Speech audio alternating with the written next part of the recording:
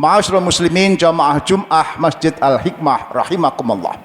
Marilah kita selalu meningkatkan kualitas iman dan takwa kita, dalam arti iman dan takwa yang sebenarnya, bukan iman dan takwa yang sekadar ada, haqqa tuqatih, yaitu iman dan takwa yang tidak hanya lantang di pengakuan, tetapi mestilah terbukti dalam amal keseharian kita. Takwa sebagai pedoman hidup, bukan takwa sekedar sebagai gaya hidup. Panggilan haqqa tuqatih, mafhum mukhalafah atau logika baliknya adalah banyak orang mengaku takwa tetapi sekadarnya, bukan takwa yang sebenarnya.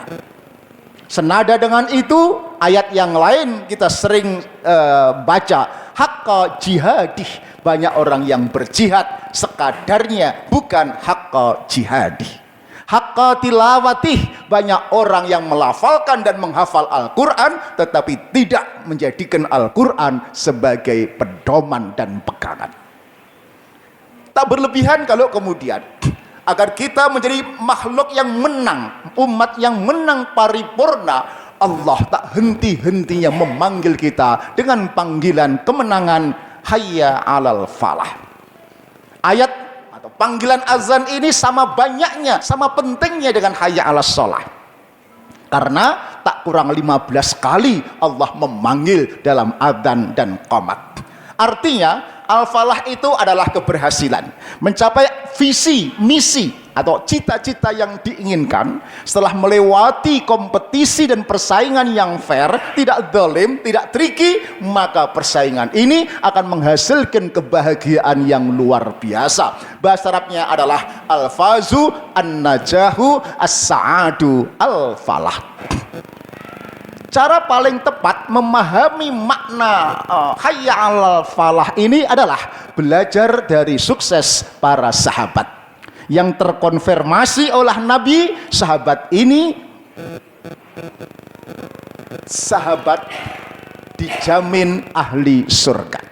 Para sahabat adalah orang-orang yang keren, unggul, menang di bidang yang spesifik, bukan sosok yang generalis, yang rata-rata tapi mediocre. Mediocre itu elu-elu, norok buntek, opo jari, ngelundung semprong, bukan.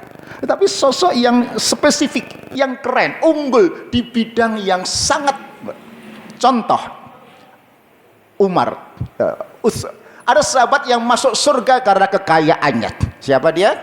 Utsman bin Affan, Abdurrahman bin Auf. Ada sahabat yang masuk surga karena kepangkatan dan jabatannya untuk membela keadilan. Siapa dia? Umar bin Khattab. Ada sahabat yang masuk surga karena kepintarannya, meskipun dia tidak pintar mencari uang. Siapa dia? Ali bin Abi Thalib. Nah, sahabat yang keempat ini nggak pintar, nggak kaya, ya, tidak menjabat, nggak ganteng, ya, tetapi ketika Isra Mi'raj dijelaskan oleh Nabi, terumpahnya sudah kedengaran di surga. Siapa dia? Bilal bin Rabah. Contoh yang keempat ini menunjukkan bahwa tidak ada penghalang bagi siapapun, termasuk panjenengan, untuk mencapai kemenangan yang sempurna, paripurna, mencapai surganya Allah, asal punya tiketnya dan berani membayar harganya. Pay the price.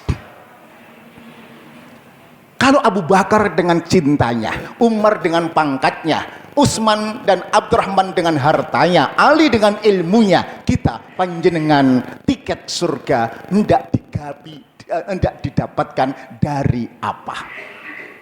Oleh karena itu, monggo, apapun profesi panjenengan, ya, coba jadikan ini tiket surga ya Allah Subhanahu wa Ta'ala. Kerja bukan sekedar kerja, baik yang masih aktif maupun yang pensiunan. Barangkali ayat ini mencerminkan petunjuk untuk mencapai kemenangan yang paripurna tadi. Surah Al-Maidah ayat 35. A'udzubillahi minasyaitonir rajim. Ya ayyuhalladzina amanuttaqullah wabtaghu ilaihil wasilah wajahidu fi sabilih la'allakum tuflihun. Agar panjenengan menjadi pemenang kehidupan, dengan kemenangan yang paripurna, maka wahai orang-orang yang beriman, petunjuk pertama, bertakwalah kepada Allah. Takwa sebagai pedoman hidup, bukan hanya sebagai gaya hidup. Yang kedua, carilah olehmu wasilah. Wasilah itu jalan pulang. Kalau dulu rumah kita surga, pastikan jalan pulang tidak salah alamat. Ya, kembali ke surganya Allah Subhanahu wa ta'ala. Apa jalan pulang tadi? Para sahabat menunjukkan apapun pekerjaannya serius, fokus, keren, spesifik, ahli di bidang yang khusus, dan itu kita dedikasikan untuk li'a'la li kalimatillah, untuk dakwah Rasulullah sallallahu alaihi wasallam. Yang ketiga, wajahidu fi sabilih, bersungguh-sungguhlah di jalan itu. Jangan sekedar, jangan ala kadar, jangan waton jangan alon-alon waton kelakon. Itu masa lalu. Kelakon tapi waton, terlaksana tapi asal jadi, asal jalan. Itu sudah bukan waktunya lagi. Oleh karena itu, maka wasilah itu bisa jadi apapun kehidupan kita, profesi kita. Mari kita jadikan itu sebagai jalan pulang. Maksudnya, profesi yang pandangan tekuni itu jadikan semacam apa ya, kesungguhan menjadi jalan pulang. Tidak hanya bekerja asal berangkat pagi pulang petang dapat gaji tiap akhir bulan, tidak. Tapi jadikan sekali lagi pekerjaan itu sebagai sesuatu yang kita pikiri, kita renungkan, kita maksimalkan, kita renungkan, kita renungi sedemikian rupa sehingga ya kita merasa paling bisa, paling mampu, paling berdaya, paling oke. Sesuatu yang kira-kira gue banget gitu loh. Nah, monggo pekerjaan itu kita jadikan wasilah. Ya, kita niatkan jalan kembali pulang ke surganya Allah Subhanahu wa ta'ala. Jangan hanya kita jadikan wasilah untuk ngopeni anak cucu, golek gaji tok selesai. Dapat gajinya tapi nggak dapat ukhrawinya. Tetapi kalau kita balik, kita niatkan ini jalan pulang ke surganya Allah Subhanahu wa ta'ala, maka surganya dapat, pahalanya dapat, ngopeni anak istri juga dapat. Sekali lagi, marilah apapun pekerjaan kita hari ini, kita jadikan wasilah, jalan pulang kembali kepada Allah Subhanahu wa ta'ala. Petunjuk Rasulullah dalam surah 6 135,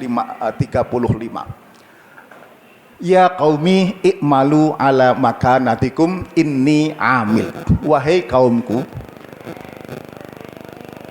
himbauan Nabi yang kemudian dikodifikasikan, dikutip dalam Al-Quran. Wahai kaumku, i'malu, bekerjalah kamu di tempatmu sesuai dengan job descriptionmu. Bahasa bebasnya, bekerjalah kamu yang profesional.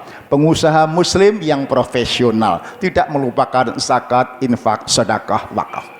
Mau jadi notaris, jadi pengacara, jadi pegawai, jadi tentara, jadi apapun, niatkan ini wasilah jalan pulang dengan cara profesional di bidangnya masing-masing.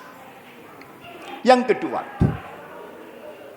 bagi para pensiunan atau purnawirawan, banyak yang kemudian merasa bahwa pensiun itu kiamat. Menurut saya ini salah paham, salah mindset. Purna bakti menurut saya bukan selesai berbakti.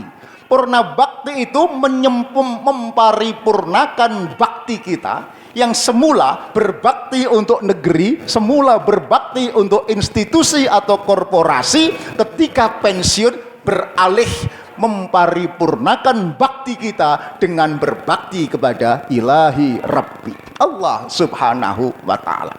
Oleh karena itu, bagi pensiunan purnawirawan yang cerdas, justru cari kegiatan, kesibukan yang gue banget tadi, ya, yang kita merasa paling bisa, paling mampu untuk mensejahterakan masjid, membersihkan masjid, seperti Bilal bin Rabah, ya, mengembangkan bisnis koperasi masjid, ataupun pendidikan-pendidikan di sekitar masjid, ataupun apa saja.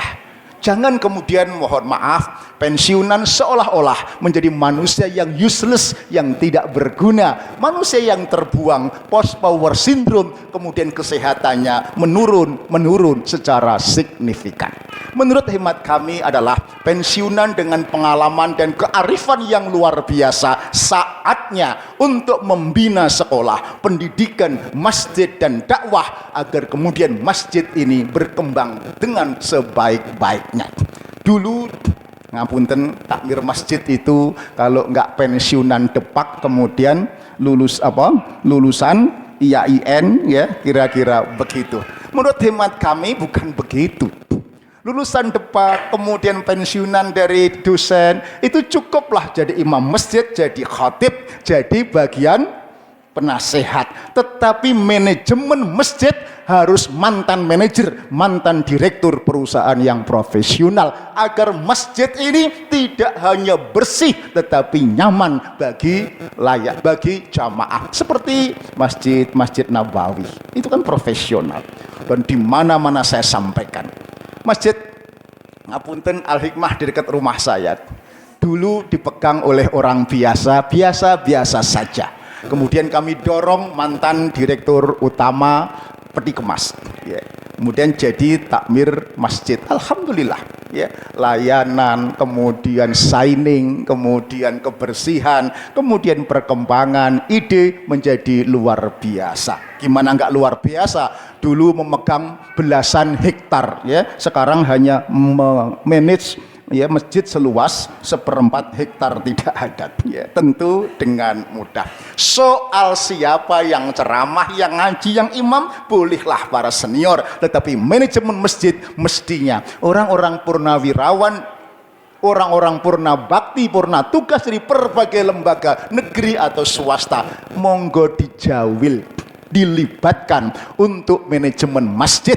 Tidak hanya kebersihannya, tidak hanya pembangunannya, tidak hanya isi ceramahnya, tetapi bagaimana masjid ini menjadi pusat kegiatan pemberdayaan ekonomi umat yang di mana-mana keadaannya memprihatinkan. Dengan demikian maka masjidnya berdaya, ya, ekonominya berdaya, tetapi masing-masing purnawirawan kita bekerja mempunyai wasilah jalan pulang untuk seperti paling tidak Bilal bin Rabah, ya, agar mendapat surganya Allah Subhanahu wa taala. Barakallahu li wa lakum fil Qur'anil azim wa nafa'ni wa iyyakum bima fihi minal ayati wa dzikril hakim. Wa taqabbala minni wa minkum tilawatahu innahu huwas samiul alim. Aqulu qouli hadza fastaghfiru li wa lakum.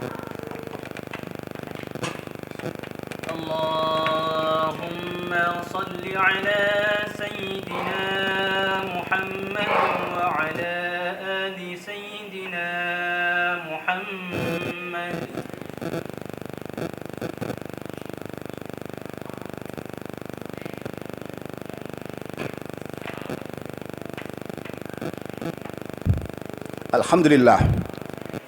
Alhamdulillahilladzi hadana lihadza wa ma kunna linahtadiya laula an hadana Allah.